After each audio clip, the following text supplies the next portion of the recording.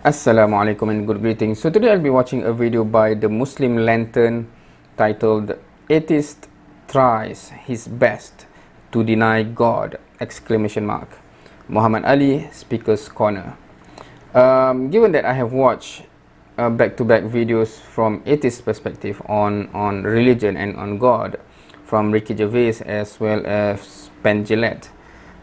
So it's interesting, I think, just to follow up with this, where there's a discussion conversation on the street, where from the title this atheist is trying to deny God and this Muslim is putting a case for a God. So without further ado, let's watch. Religious? Are you guys together, yeah? Yeah. Are you religious or not? Not religion? You don't believe in a creator? I don't know. So how do you explain the existence of the universe? Do you believe that something can come from nothing? No. But No. I don't think. Sorry? I don't think I'm qualified to answer that question. No, but why do you kind of, I would say, belittle your own intellect? Why you don't think you have the capacity to answer a simple question? I think it's a simple I do question. think I have the capacity. I just don't have the knowledge yet to answer it. Do you know, let me put it this way, do you know of anything that comes from nothing? By nothing, I mean no energy, no matter, no space, no quanta, nothing. Do you know of anything that comes from nothing? No. Okay, so this is the answer to the question, yeah? If we do not, you know, look, nothing itself is not something, right? Nothing is the absence of something. Yeah. If you have 0 plus 0 plus 0 plus infinity of zeros, would you ever have something? But just because I don't know doesn't mean it doesn't exist. What doesn't exist? Anything. Like, it's like I'm talking somewhere, you're talking somewhere else. You know? No, What's your you asked me name? if What's I your know. name? Zico. Ezekiel. Zico. Zico. Yeah. Okay, look, Zico, I'm saying, look, try to focus on what I'm saying, right? Because I'm feeling you're being a bit defensive, like you're kind of pushing away what I'm saying without even getting the point that I'm saying, right? I'm saying if you have 0 and you multiply that 0 ad infinitum, 0, if you multiply that 0 ad infinitum, we're talking mathematically, would you ever get something? Because nothingness, it doesn't matter how much you multiply it, will always remain nothingness. There is no agency, there is no power, there is no quanta, there is no space. How would you have something arising from nothingness? That's logically impossible. You get the point? So if the universe we have today has a beginning, then it's logically impossible to claim that it comes from nothing. Because nothing comes from nothing. And literally the universe is not a conscious entity, right? Space is not conscious, matter is not conscious, which means it cannot move and act by itself. It requires a cause in order for anything to happen. Would you agree with that? Don't worry about it. Do you agree with what I'm saying, or what do you think of what I'm saying? If you disagree, tell me why you disagree. I personally think that just because we don't know the answer yet doesn't mean that the answer isn't there. But I don't know the answer to what? We are just given the answer already, so we know the answer. Like- Why do you think we don't know? 1,000 years ago, you couldn't explain the weather, but now we can. So who knows what we can explain in 1,000 years? But you're saying 1,000 years ago we couldn't explain the weather. As an example. But what we're talking, because to me, what you're just repeating is what some people repeat today. You're talking about the physical world. What some atheist scientists repeat today, specifically Richard Dawkins and these likes of him, right? You're talking about the physical world. I'm not talking about the physical world though. So science, you know, science is a study that is limited to the physical world. Do you know that or not? Yeah. Right? Science is the study of the physical world, natural world, through experimentation, repeatability, and falsification. That's literally what science is, right? So science does not go into the realm of metaphysicals. Science cannot measure my love to someone else or my hatred to someone, right? Science cannot deal with my consciousness. That's why we have the hard problem of consciousness today in science. Because consciousness is something which isn't physical. It cannot explain my first person subjective experience. What it is to me to feel the taste of strawberry or chocolate, what it is to you to feel strawberry and chocolate, science cannot explain that. Because it's a metaphysical experience, literally. Do you get the point? There's nothing physical in which you can put under a microscope or in a lab and it could produce results for you. So I'm talking now about a question of God which is in a metaphysical realm. So it's not talking about the weather, something is physical that you can reach an understanding of later in the future. So these, I believe, are two separate things. So there is no link between them. I'm talking now about the metaphysical, which is something you can only learn about using your consciousness and intellect. And science has to rely on mathematics and intellect and deduction and logic, or science would not even work. Do you know that? Yeah. So science requires intellect and logic. So we are using intellect and logic to come to the conclusion that the creator is there, which is what we have done. We cannot have something from nothing. 0 plus infinity will always give us 0. Therefore, we need something that is always in existence to bring about other things and cause them. So when I gave the answer, you said to me, just because we don't know the answer doesn't mean we can reach it. But I'm giving you an answer already. So I don't understand why would you say that? What is illogical about the answer I'm giving? I don't know, not from what I know. I personally think that just because I don't know it, I'm conscious of the fact that I don't know it. But I'm willing to accept what I don't know. That's interesting, right? What you don't know is not the same as what we cannot know, right? Meaning that if you do not know about the physical world, but other people know, meaning that collectively someone knows about it and can explain it, right? and there are certain things that maybe no one can know, meaning it's impossible to know. That's where I think when you say that, but we apply logic, etc., and we can know something, or we can make a conclusion about something. But meaning the statement of just because we don't know, actually puts like I do not want to use logic to get to that conclusion, hence I can never know. Right? Is it something like that, which is quite interesting position to have? But I think you just repeated what you said again, right? No, I'm trying to ask you that. Because you said it's subjective, right? What is subjective? The connection you feel, basically, to the metaphysical space. I didn't say that, no. That it's your experience, unique to yours, and that what I experience is unique to mine. Oh, no, I'm saying, I'm talking about the capacity of science to explain first-person subjective experience. Yeah. But I'm not saying God is subjective. These are two separate things. So I'm saying science is limited there. It cannot explain the first-person subjective experience. But I'm saying that God exists whether we are here or not. So it doesn't rely on our first-person subjective experience. Like, for example, humans had a starting point on Earth. Do you agree? We didn't exist forever, did we? Do you agree? Do you think we exist forever? Do you think we're eternal, ever living? Come on, no one says that. We don't exist forever, right? So before us, there was a universe. So that is what we say God created. It's irrelevant if we exist or we don't exist. There is something that brought the universe into existence. It does not depend on our existence. So when I first talk about first-person subjective experience, it's irrelated to the idea of God. I'm saying in the logic I gave you that you cannot have something from nothing. Therefore, the universe requires something external to bring it into existence. It cannot come from nothing. It requires something to bring it into existence. What is illogical about that idea? I don't know, for me it's based on the assumption that there was ever nothing. But we're saying there was never nothing. We're saying there's always something, which is Allah. Because if there was ever nothing, we're saying there will never be something. That's what I'm saying literally. I'm saying if nothing ever existed, there will never be something because nothing will come about. But I'm saying if there is something today, then there was never nothing, which means there was something eternal. You get the point? So I'm saying whatever brought the universe into existence is something which is eternal. So far we agree that there is something brought the universe into existence and it is eternal. So these are attributes of what we call creator or God. Yeah. So then we agree, yeah? Okay. That's close, yeah? Okay, so no problem. So you're saying that the creator, which is something that is not like the creation, brought the universe into existence. We're saying in order for you need ability that we cannot even comprehend as humans to compress an entire universe into a singularity and expand it afterwards. We say that you require an amount of wisdom that we cannot even comprehend to have these laws that govern the universe that we have, laws of physics, laws of gravity, electromagnetic waves, even these trees. They give you oxygen, they take your carbon dioxide. You do the exact opposite. This ozone sphere is 0.004 carbon dioxide. You get the point? And we have not designed these things. These laws are within the universe. These gravitational constants are within the universe. And we say whatever brought the universe into existence is what put these laws within there. So it has wisdom that we cannot even comprehend as humans, right? So we are saying that entity that created the universe that has these attributes, we use the name Allah for it. Why do we use the name Allah? Because Allah in the Arabic does not have feminine or plural. Like God, goddess, God, gods, right? Allah is genderless. It's a word that is not restricted by gender. You get the point? And Allah is beyond anything we can conceive of. We don't have pictures and images for Allah. We believe Allah is completely unique, right? He doesn't have children. He doesn't have parents, grandparents, wives, grandfathers. Allah is not like that, right? And He's independent. He created the world and He's independent of what? We depend on Allah. Allah does not depend on anything or anyone, right? That's why we use that term, because it's unique. And we also believe in messengers. Jesus, Moses, Noah, Abraham, Adam. We believe these people came to tell you and me what is the purpose of this life. Why? It is interesting that the girl seems like to be nodding, but the guy is, I'm not sure whether he's resisting or... We're here. What's going to happen to us when we die? Like, for example, how do you determine what is right and what is wrong? Where do you get your morality from? Those are all personal values. Personal Based values. on upbringing, where you live. Sure, excellent. So then you would say they are subjective, isn't it? For sure. So if you were born in a different country, you would believe different things about moral life, right? So we're saying if this is the case, then in essence you would be saying there is no morality.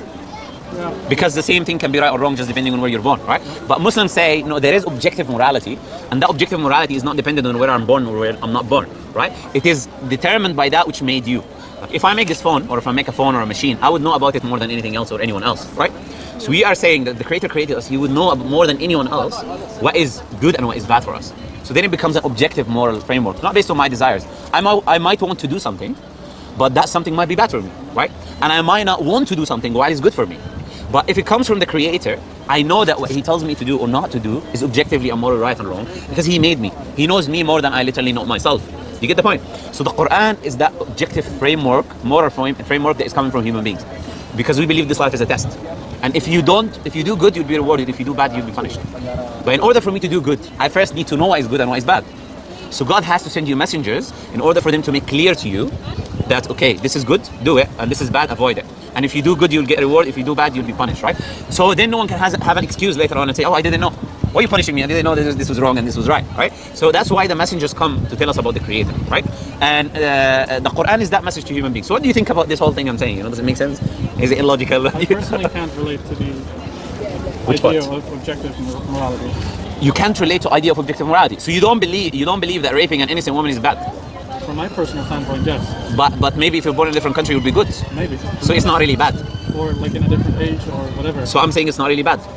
It's not really bad to have intercourse with your own mother, because it's just subjective From thing. my standpoint, it is. No, I'm saying it's not really in reality bad. You only believe it because you are told to do so in your society. Yeah. When you're saying my standpoint, your standpoint is only come from other people who convince you this way. If you're born in a different place, you believe other things. Yeah. And so in essence, you're saying it's not really bad. I'm just told that it is bad by my parents, therefore I believe it's bad. That's not what I'm saying. I'm saying that's my standpoint. Okay, let me ask you this. Where does your standpoint come from? From my surroundings. Would you have believed these things without your surroundings? I can't answer that. this is what I'm saying, you know? I don't know. Okay, this is what I'm saying. So I'm saying, in essence, you're just saying you believe what you believe because you got it from your surroundings.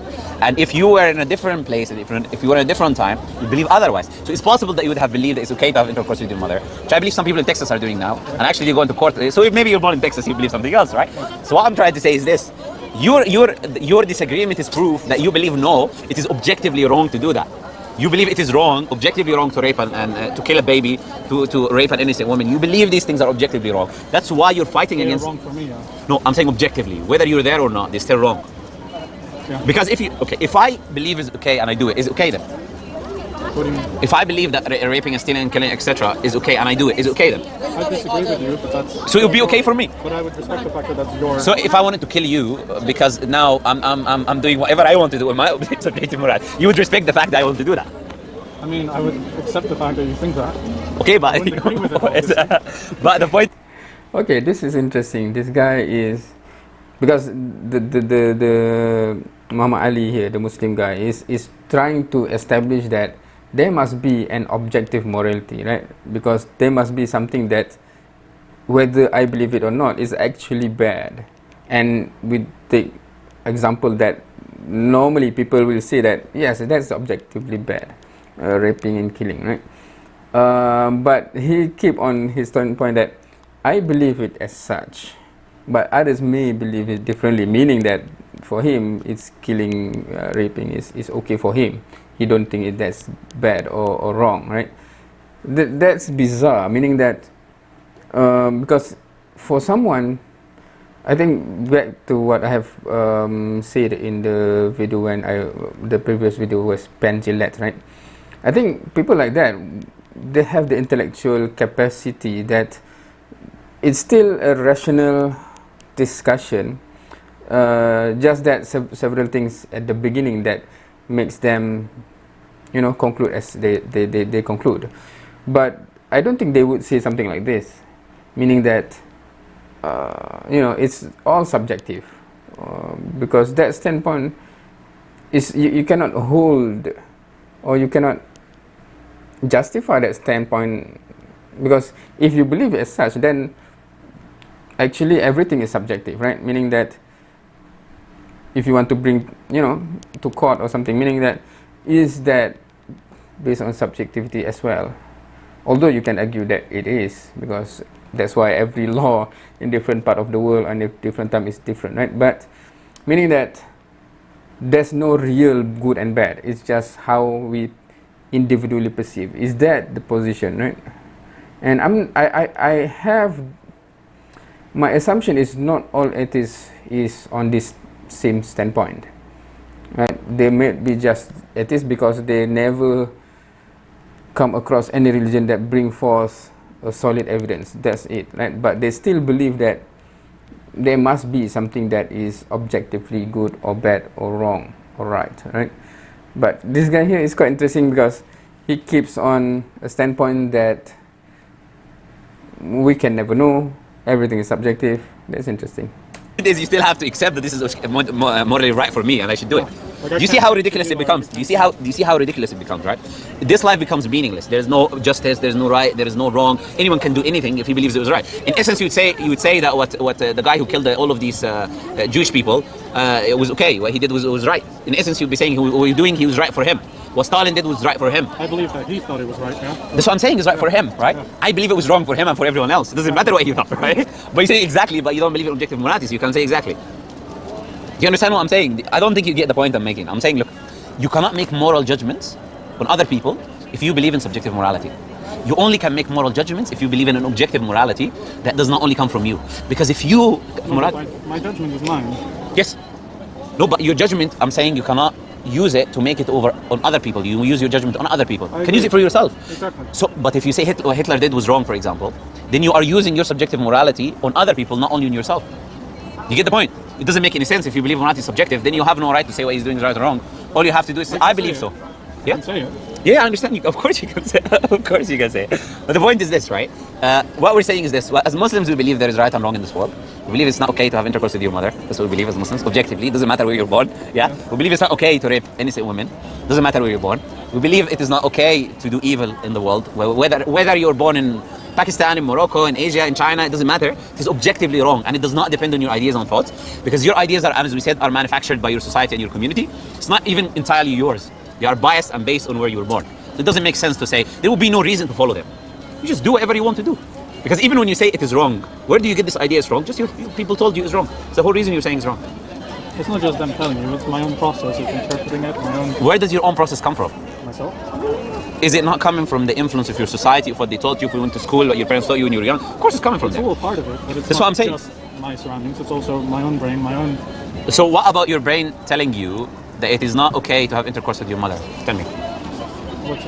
Give me the logic. Why is it not okay to have intercourse with your own mother? Sorry, I'm giving crude examples, but I'm trying to deliver the idea, right? I'm saying now, which part of your brain that is not from your culture, that is telling you that it's not okay to have intercourse with your own mother?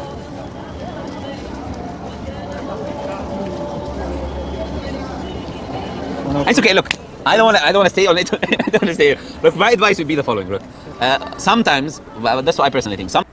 Okay, to be fair, because if you have never thought about something critically before, or never really evaluate what your standpoint or your belief or whatever, and suddenly something is challenging that challenge the whole thing that you have before. I understand. Maybe inshallah, hopefully, after he go back and he ponder upon it and it makes sense, right? Because right now it's like I think from suddenly you are being not to say bombarded, but you know, for those who have never really pondered critically on what they think of, suddenly you come across this, and it's like a shattering moment, and tendency is we become defensive, and you know, so yeah, to be fair, maybe on the spot he cannot really take time to ponder, etc. Hence the response is always to just block.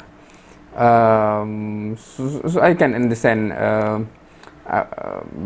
because there's two ways of looking at this. One is we can say that, see, all atheists are mentally blah blah blah blah, right? But I think it's just human that we have that reaction when we get to that point, and hopefully after this he ponder, etc., etc. And we have seen many cases, many videos as well, that something that happened 1 year, 2 years ago that sticks in their mind, and suddenly now they accept, they are ready to accept the truth and becoming a Muslim, right? So yeah.